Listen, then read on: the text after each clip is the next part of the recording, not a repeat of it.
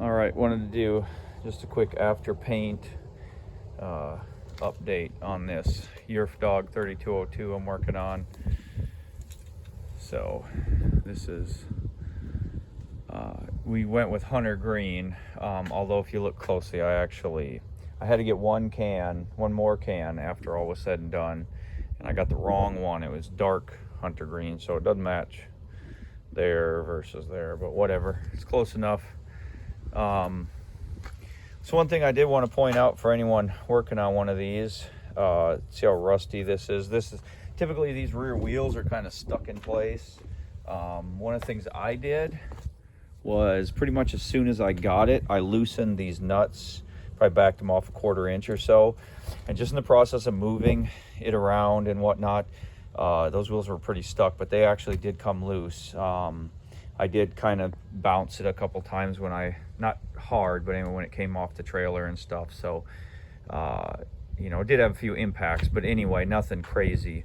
So when you're done, clean that up with a wire wheel. I've got one just on my grinder that I use. I got to do the other side yet, but clean that up, put a little bit of grease on there, and those wheels will never stick again. So anyway, so this is where we're sitting at right now. Basically I'm going to start reassembling it. You can see I put the front.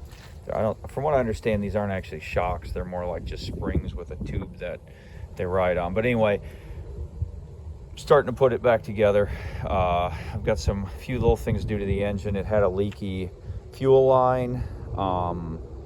So that's going to get new. I'm going to put a filter along the way. I'm going to add a muffler to it. Actually probably going to swap out the pipe with another pipe I have that's easier to put a muffler on. Carburetor, it had to be run on the choke slightly, so I've got a different carburetor I'm going to just slap on it for now. I'll eventually clean its carburetor and use it on another engine. Steering wheel real quick. This is kind of how I'm painting it. I'm going to do the outside black. I just had this green laying around, so I decided to do kind of a two-tone. The center cap will be black, and then the outside will be black. So anyway, that's the progress so far.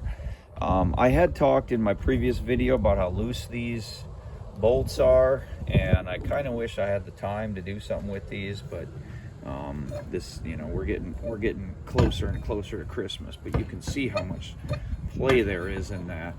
And look at how bad that one over there is. That is. So yeah, I'll eventually, I think I figured out what I'm going to do is I'm going to drill. Basically, I'm going to measure these and see how close they are to a next size up bolt. These are 0.55 inches, these bolts here. So I'm going to go to the next size up, see how close that hole is. If it's smaller all the way across, I'll just drill it to the next bigger bolt, put some bigger bolts in there, grease them up real good, and that'll be good. If not, I might have to go a step or two bigger even than that. So that's the plan there.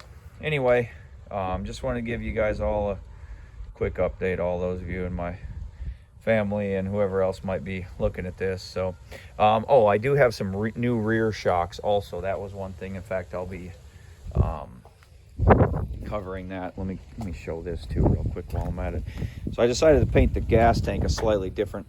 It's Hunter Green, but then I put a Dodge kind of a Hunter Green pearl on it, so it kind of has a little bit of pop to it. These are the new rear shocks.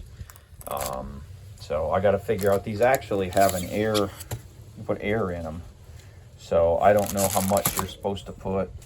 I would prefer this ride kind of soft, so I would think probably kind of low for me for a setting, but we'll see. So anyway, as I put it back together, I'll put some new parts on it and get it all working well. Kind of hoping to have it done by the end of today. So thanks for watching.